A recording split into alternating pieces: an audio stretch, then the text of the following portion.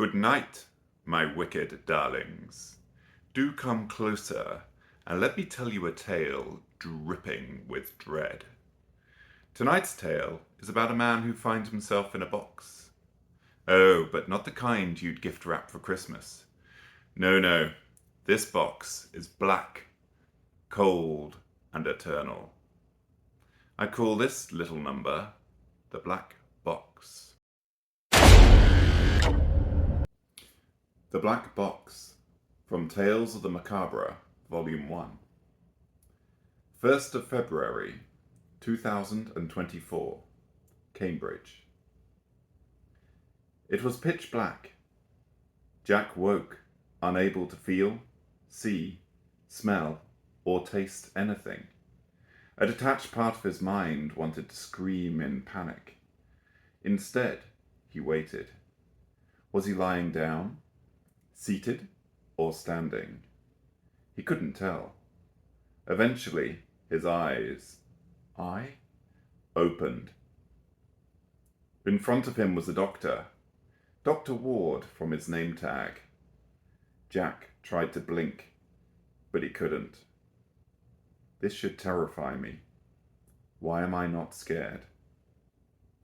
Jack waited for further information. The doctor played with his keyboard. Jack, this is Dr. Ward. Can you hear me?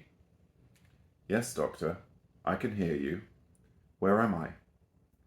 Confused, the doctor typed in some new commands. Jack, this is Dr. Ward. Can you hear me? Yes, I can hear you. Can you hear me? Jack said, curiosity taking the place of panic. A look of understanding crossed the doctor's face. He placed something out of Jack's line of sight. That's better. The speakers were off. Jack, this is Dr. Ward. Can you hear me?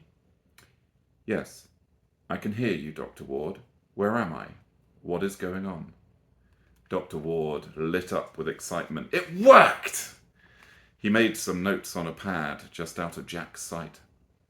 Doctor, where am I? Dr. Ward smiled.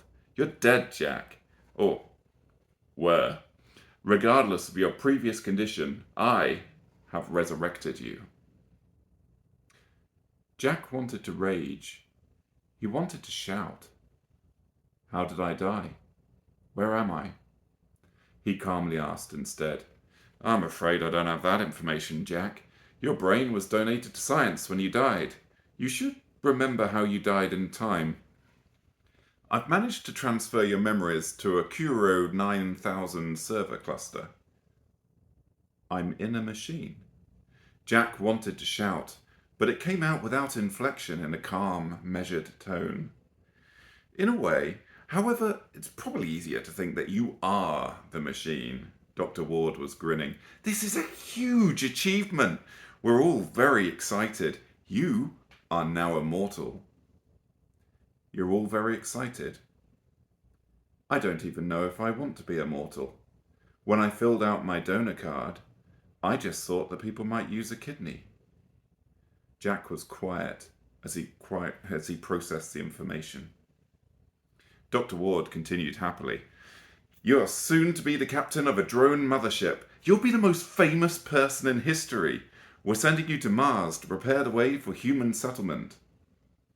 Jack watched as the doctor beamed at the camera. This is slavery. Jack knew he should be angry. Instead, he just stated the facts. I suppose my body doesn't have the chemistry to get angry. No adrenaline, no endorphins, no dopamine. Nonsense. Your donor card provided the raw materials for the use of science. Your death was registered. This isn't slavery. Dr. Ward leaned in closer. You can't enslave a corpse, Jack. Tapping on the keyboard, Dr. Ward almost squealed with glee. This is fantastic. You're currently building the test structures flawlessly, running over 30 drones simultaneously. No, I'm not. Jack was confused. He thought he could sense movement, but it was more like an itching than direct control. He tried to focus on the machines, but to no avail. That bloody donor card didn't say that I would survive the experience. Dr. Ward chuckled. You didn't. You are very dead, Jack. This is just your memories. We're using your consciousness as an operating system, if you'd like, an interface. This conversation we're having is like an echo of who you used to be when you were alive. We cleared out most of your memories to make way for the drone management and library modules. Jack thought about the temperature. He didn't feel hot or cold, but he knew the temperature was exactly 18 degrees centigrade. It wasn't so much as a sense, more knowledge. We did try to purge all of your consciousness and just keep your neural pathways, but in our previous experiments, all our subjects degraded rapidly without a sense of self. I'm not the first.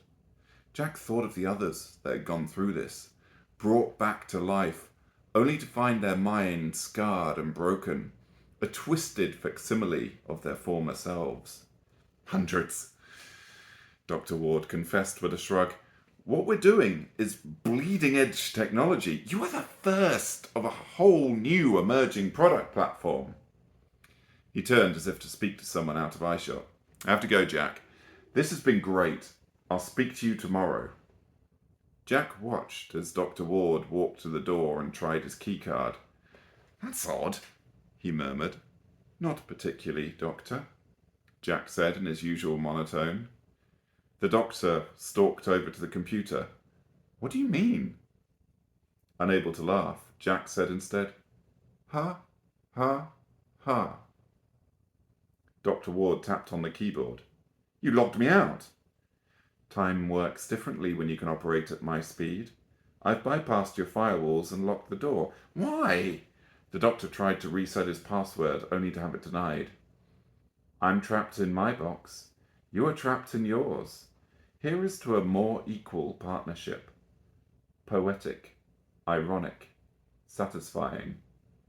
As the doctor repeatedly tried to restore admin access, he looked straight at the webcam. You can't do this. The cleaners will be here in an hour, and we'll get maintenance to open the door. He pulled out his phone. Another failure. I guess we need a subject with a more amenable personality. You won't need to do that.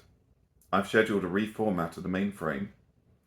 I'll be dead moments after you, Jack stated. Wait, what? Dr. Ward stared at the screen. This isn't funny. None of this is funny, Jack confirmed. I turned off the oxygen minutes ago. All the vents have been hermetically sealed. Jack wished he could smile as he watched his abuser asphyxiate. Well, my wicked darlings, it seems our dear Jack has sealed his fate, and that of his creator, tight as a coffin lid.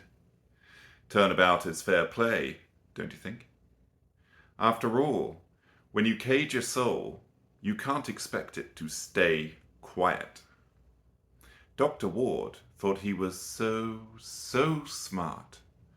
But Jack had the last gasp. Until next time, my dears, sleep tight and remember, always read the fine print.